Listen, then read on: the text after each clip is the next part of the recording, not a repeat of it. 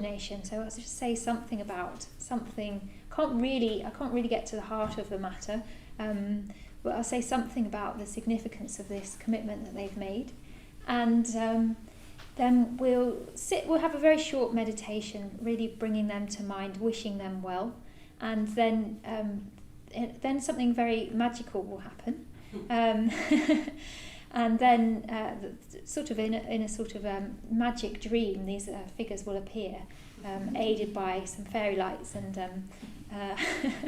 and some chanting. And then we'll hear from each of the women. Then we'll have a tea break, a nice long leisurely tea break, where we get to sort of hopefully chat to the new order members, and then we'll end very appropriately. We'll end with a ritual which they will lead between them. So that's the brief run through, and then before I say anything more, I just really want to welcome, particularly I know there's friends and family of Padmanandi, Guhyasakhi and Kiranasri, so really, really warm welcome to you, especially if you've never been to the Buddhist Centre or if you're not a regular here. It's really nice to see you.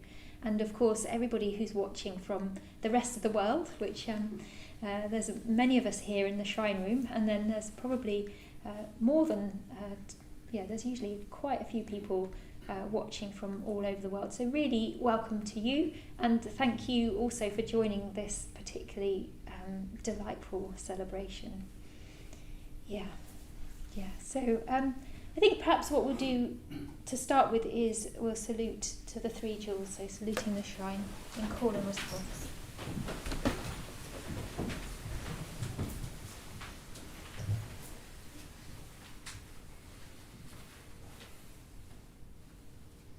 Namo Buddhaya. Namo Buddhaya. Namo Dhammaya. Namo Dhammaya. Namo Sanghaya. Namo Sanghaya. Namo Namaha. Namo Namaha.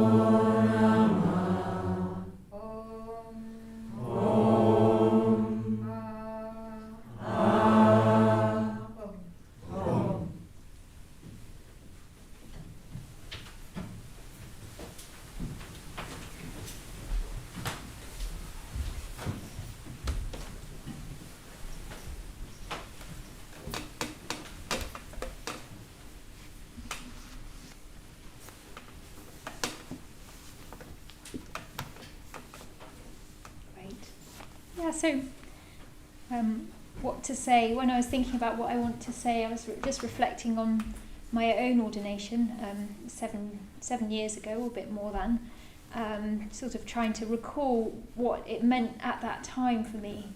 And just what I was thinking is that everything around it was so heightened. I've got very, very vivid memories of that time. I was ordained at a retreat centre in Spain, and very, very vivid memories of that place, very, very vivid memories of the people who I was around, so that we had a cohort of women all getting ordained at that time, and very, very vivid memories of the conversations I had at that time with Padmanandi, who ordained me. So it's been lovely to sort of try and reflect on that, but and then trying to draw out, how do I explain those heightened feelings and the importance of that in my own life, and the importance of making a vow or a set of vows, of really, really committing oneself. So that's what has happened, is that these three women have made a commitment, and the commitment required quite a lot of training. So as we ask for ordination, we're saying, I want to live my life as deeply according to Buddhist values as I possibly can. And even asking for ordination, that's a realization that that's not simple. That's not simple, that we need strong context to support us. And I think for many of us that asking to become part of a Buddhist community, so ordained into a Buddhist community, an order, is an admission even that it's very, very difficult to practice to your highest values on your own. So it's saying, I need conditions that support that, that are going to really, really help me stay true to the vision that I have touched into in one way or another, that makes me want to dedicate my life to the Buddhist path. So that's a request that one makes, and in order to be able to make that commitment, that vow, at the moment of ordination, one needs to know oneself very, very well. So I'm always so proud. I don't know if proud is the right word, because it's nothing to do with me, or impressed by when people make a certain commitment, because it means that they've really, really worked very, very hard on themselves. It means they've been open to change, and being open to change is really quite a difficult thing. You have to let go of lots of ideas about yourself. You have to let go of views about yourself and sort of open up to other people. So admiration is one of the things that I will be feeling for these women, for all their hard work of being open to change, working on themselves so carefully, actually, that they can with a great degree of confidence, that they can make a commitment that they have got a really, really good chance of being able to see through. Yeah, so it's all very well making a commitment. I mean, I have to say I've made this commitment for my ordination, but I'm often making commitments to myself particularly that I don't keep, and it's only those commitments where I set up really good conditions around it, like, okay, I'm going to go running more often. Well, I'm often deciding that, and I'm afraid to say I don't really do it, but to sort of choose a trivial example. But if I really, really put in conditions, okay, so I need to find more people who like running that I can run with. Okay, I probably need to get my running gear so it's easy to spot. If I really care about that commitment, then I do a lot of things to support it. I put in as much as I can around it to support it. Now, running is not at the centre of my it's quite far, actually, at the periphery of my highest values. So it doesn't get the dedicated attention it needs. But Buddhist practice is at the heart of what I want to dedicate my life to. And it's the same with anyone who's made this commitment. So everybody who's wearing one of these cases has dedicated themselves in this way, and around them are the supports of friends, community, lots and lots of conditions, groups that they meet up and talk over their Buddhist practice with, and they will. And there's all the work that's done in meditation. Actually, I wrote a list and it said friendship, meditation, friendship, Buddhist study, and friendship. So that's the sort of the weighting of what's the weight, as in not as in what we're doing, waiting for them to come through, but the weightiness of friendship, the importance of friendship in our Sangha. So the word Sangha is this community of Buddhist practitioners who have seen that they don't want to live. They no longer want to live in a sort of self-orientated way. So that there's a choice there to make a commitment to something, a vision that's bigger than individuals, bigger than sort of living one's life through getting one's own preferences, manipulating conditions just to really, really stay comfortable, but to tap into something that actually might include a lot of discomfort, but that leads us to expand our minds to, and I mean everybody, I don't particularly, not talking personally, but leads one to a more expansive and ever creative way of being, as a vision for human growth. So I'm going to leave these women to talk about their experience. It's been an unusual year for ordinations, but they've happened, which is marvellous. It's not, organising anything this past while has been very, very difficult, but the ordinations have happened, and now these people have entered into Triratna Buddhist Order. And it's just really special when people are recently ordained, because the work they've put in to make this symbolic act is fresh. They're fresh from this experience of making this commitment. And around the time of ordination, the retreat, there's also all this work going into purification, making oneself available to the Dharma, so that when one's making this in the actual ordination ceremony, everything becomes, as I was saying before, heightened. This the world of symbol, this symbolic act, is something that then all of us, even if we feel like we might move away from it sometimes or not live up to that experience, it's always there as something to refer to in our lives. So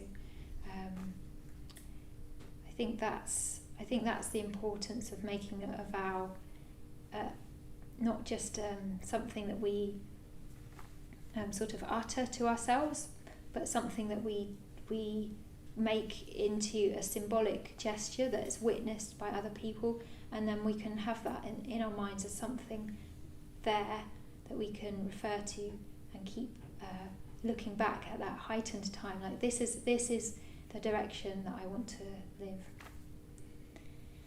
So I hope that gives some taste of why some of us have chosen to get ordained. We'll hear from the women, we'll hear about their names, and we'll hear about their experiences. But what I'd like us to do to welcome them in is to really create the atmosphere in the shrine room, so that we need to warm the atmosphere up, and we're going to do that in a short meditation. So we're going to meditate for maybe about 10 minutes, and we're going to do a loving kindness meditation. So some of you might not have done this before. We're going to do it in 3 stages. So all is required that is required is to cultivate a sense of well-wishing. And the first stage, you're wishing yourself well. So just attending to your experience, attending to what's happening just now, and just seeing if you can flush that experience through with a kindness, patience for yourself. In the second stage, let's wish the new order members well. So Kiranasri, Padmanandi, Guhyasakhi. If you know them, bring the ones you know to mind and wish them well. If you don't know some of them or one of them, so you can just use their name and wish them well. So in that second stage, we're practicing metta, loving kindness for the new order members, and then in the third stage, we'll just extend that well-wishing to everyone in the shrine room, and then letting that unfold, so unlimited loving kindness, so extending around the world, encompassing all living beings. Okay, so 3 short stages of loving kindness, just to create a really, really welcoming atmosphere.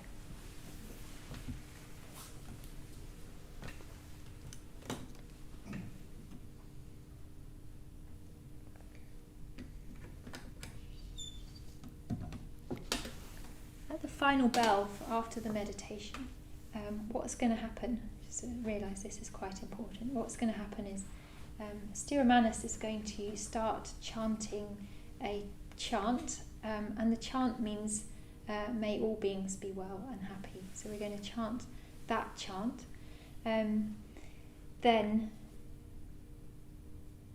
everybody who's not an order member you're going to go out, and there's going to be a magical path of light which you can line the path, and through that path we'll enter the new order members. So we'll be chanting this chant to welcome them in, and everybody who's here, who's an order member, will stay and welcome them sort of into the order, into the main shrine room. And those of you at home, well, obviously you just wait with us in the main shrine room. Is that clear enough?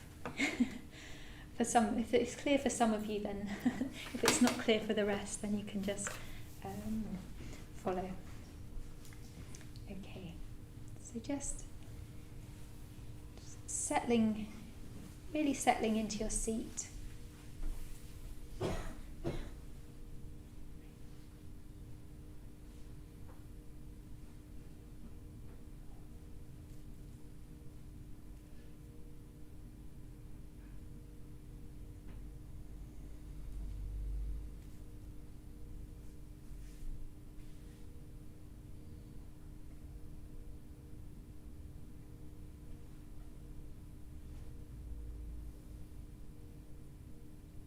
And starting to wish yourself well, or bring about a feeling of well-wishing to your experience.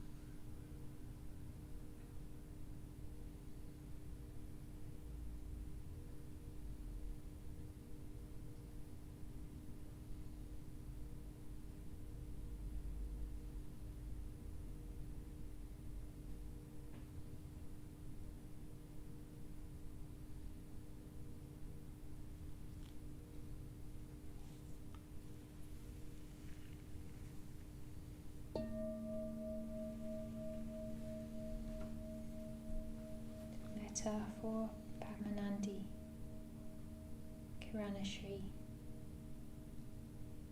and Guhyasakhi.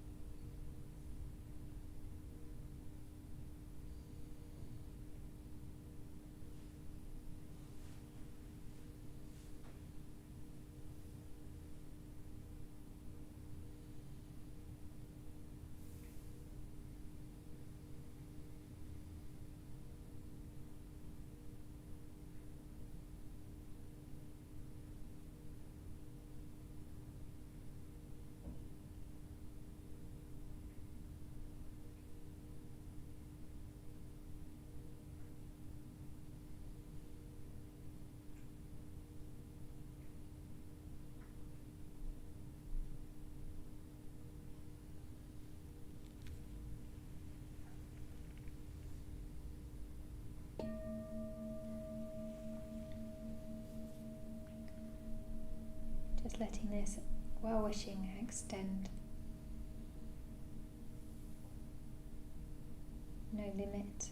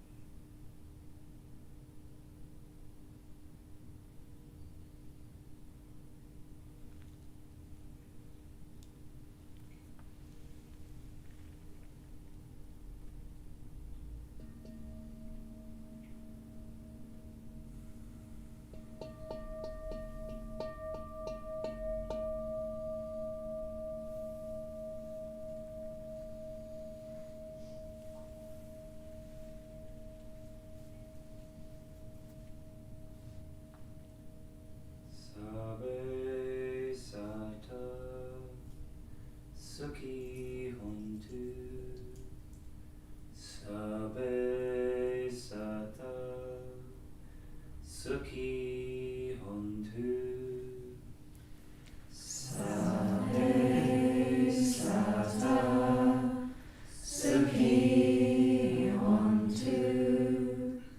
sabe